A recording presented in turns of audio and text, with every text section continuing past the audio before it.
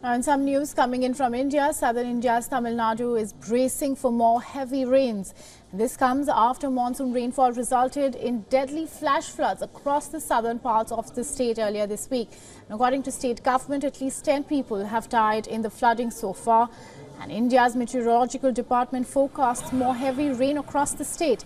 And this as intense rainfall has been lashing parts of Tamil Nadu through the week, bringing over 50 centimeters of rainfall, which is nearly half of what Tamil Nadu typically receives in a year, reports indicate. And residents are still navigating through waist-deep muddy water to get to safety.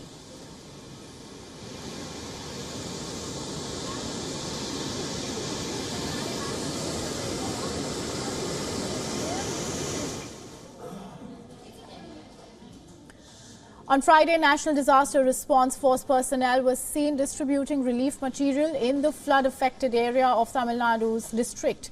And relief and rescue work is continuing amid a warning of more rainfall in the state's flood-ravaged areas.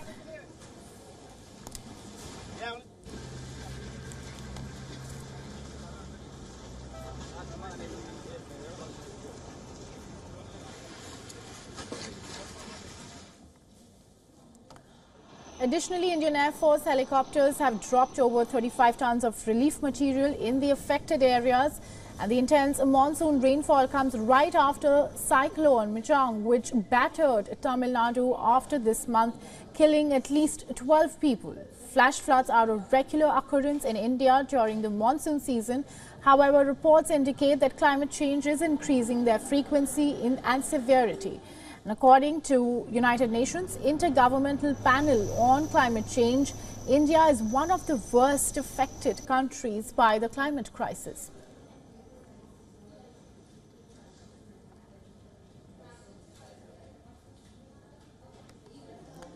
And to get you more from what is happening on ground, we are being joined by our correspondent Siddharth MP, and he joins us live from China. Siddharth, can you give us the latest update on what's the situation on ground at the moment?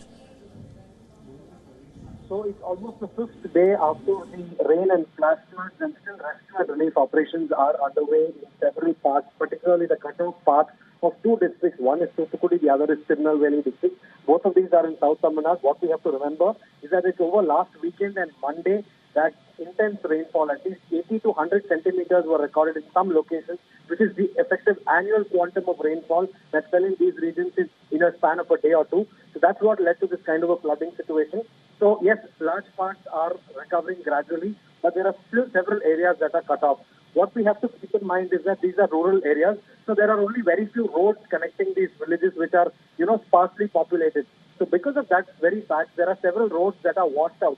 So with these roads washed out and with there being a deluge all around, the access to these villages is cut off, which is why the Air Force, the Coast Guard, the Navy, all of them have been pushing their air assets, which is the light helicopters, into action, going to these villages, going to the places and then airdropping relief material, because the first and most critical thing is to deliver fresh food and water to these people who've been marooned at their homes or at their villages for several days in a row now. So that's the first priority. And of course, in emergency cases, be it pregnant women, be it elderly people, those with medical conditions, they are airlifted using helicopters and moved to safety, taken to the nearest hospital. So this is the kind of operations being carried out. In addition to that, there are ground teams of all these forces, be it the National Disaster Response Force, be it the Navy, the Army, be it the Coast Guard. All of the ground teams are also present, and they're using boats and heavy vehicles, trying to gain access to these cut-off parts because there's no access by road. So the only way to get there is using different kinds of boats that the military uses. So by using these boats, they try to access these villages and then, if necessary, evacuate the people or otherwise provide them whatever support, be it food or water, provide them that immediate relief and ensure that these people are safe and secure. So that's the kind of priority for the relief efforts.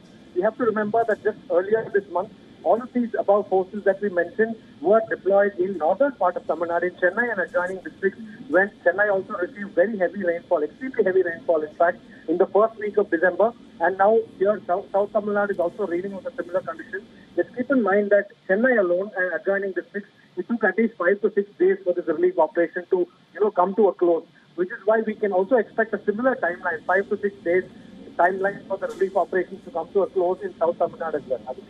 Thanks, Siddharth, for giving us all those updates and telling us about the latest situation on ground.